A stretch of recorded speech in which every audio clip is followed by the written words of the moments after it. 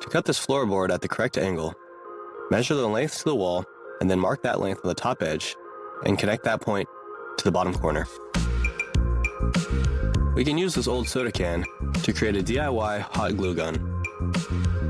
We'll cut off the ends of the can and then wrap the can into the shape of a cone. Next, we'll tape a lighter near the tip and place a glue stick or some plastic inside. Ignite the lighter to melt some of the plastic inside the tip and press it out onto the surface that you need to glue. Our next project will be a table with collapsible legs made of PVC pipe.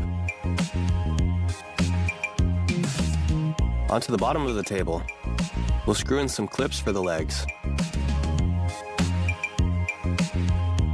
Then we'll install these pipe fittings to the corners. This is how we'll attach the legs to the table.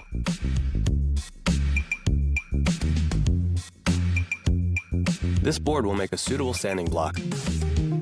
We'll cut the board in half, and then one half will be cut into 3 strips. The 2 thinner strips will be mounted onto each end of the larger block.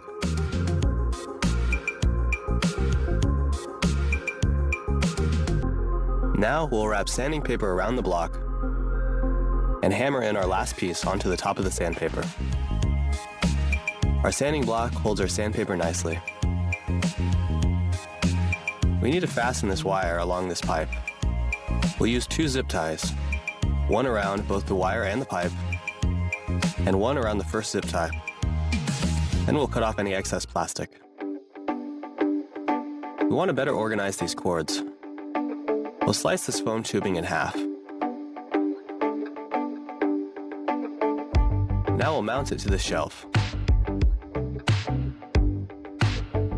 Pass the cords through the tubing. Then, we can wrap zip ties around the end to better secure it. Sanding baseboards can be tricky. We can use a deck of cards to trace the shape of our baseboards for our sandpaper.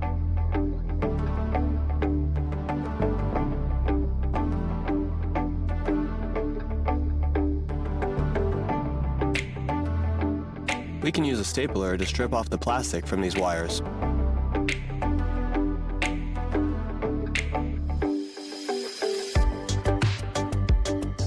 Here are 4 different ways to attach wires to terminals. The first one is a hook. The second one is a loop.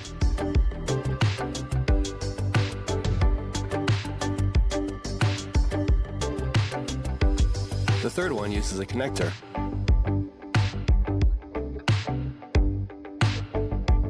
And the last one is an S shape.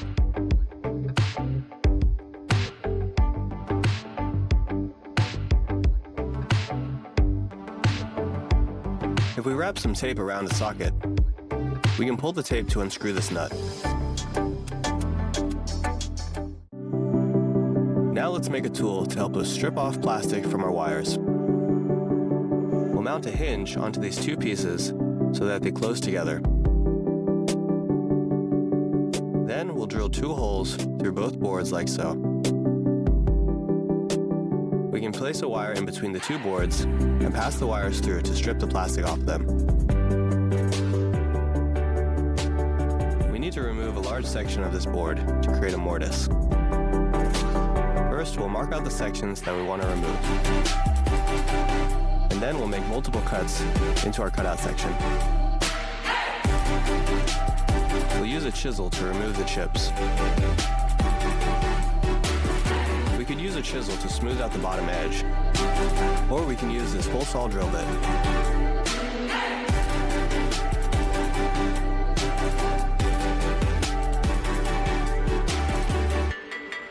And as a nice change of pace from our usual programming, we're going to demonstrate how to ground wire.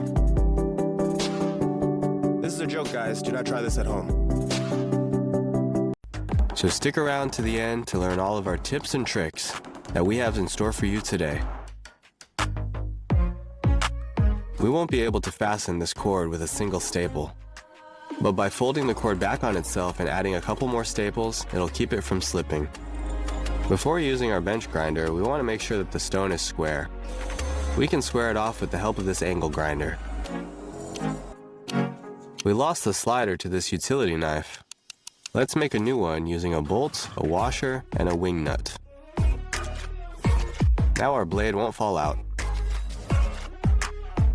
This is a really cool and effective way to make a spring. We can use these 2 toothbrushes to make a bike chain brush. We'll fill this syringe with oil, and now we can lubricate our bike chain.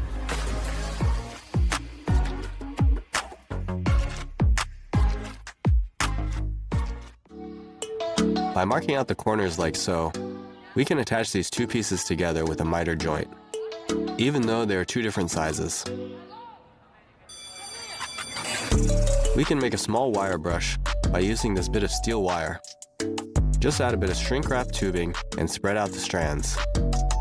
Use this to get into hard to reach places. Here's a quick way to make holes in plastic and in foam. We'll attach a bolt to this round fitting and then insert it into our soldering iron. Now we'll heat it up and press it into the tubing. Our scissors are a bit dull. We can use this mug to sharpen the blades. Instead of cutting these wires normally, we can make a little modification to our pliers. Secure the pliers in a vise and grind out the notch on the sides of the jaws like so. Now we can cut these wires without dulling the blade. This is a homemade drill guide. It's highly recommended to keep our drill perpendicular. Let's heat up the snap blade and use some pliers to bend it in half. Make some incisions at the end of this post and set the blade inside. Secure it with a washer and a screw. Now we can pass wires through the blade to remove the plastic. If you pass a cord through the center of this bolt like so, gravity will make sure that the rope gives you a vertical level.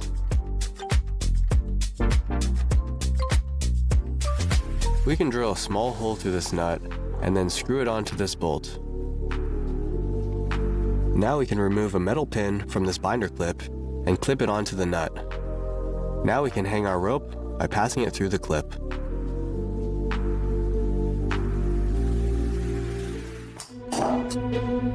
Our next project will be a torch. We'll need some PVC, a spigot, and some gauze.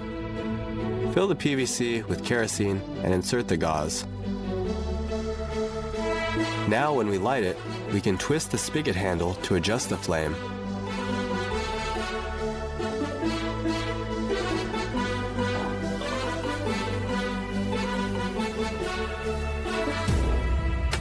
We need to shred lots of weeds from our garden. Let's make something that'll help us do that. We'll cut the saw blade into a rectangular shape and then attach it to our angle grinder.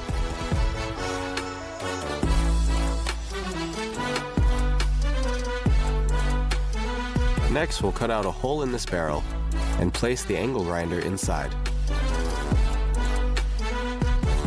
Now, we just push the weeds into the barrel. Instead of trying to remember a bunch of fancy knots, sometimes we can just use zip ties.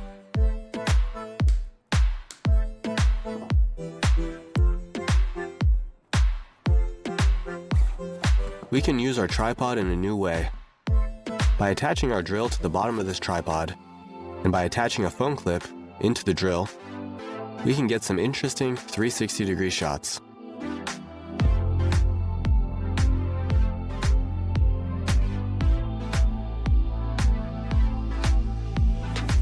Trash bags can be tedious to secure, but by adding 2 clips to both sides of the trash can, the bag will stay put.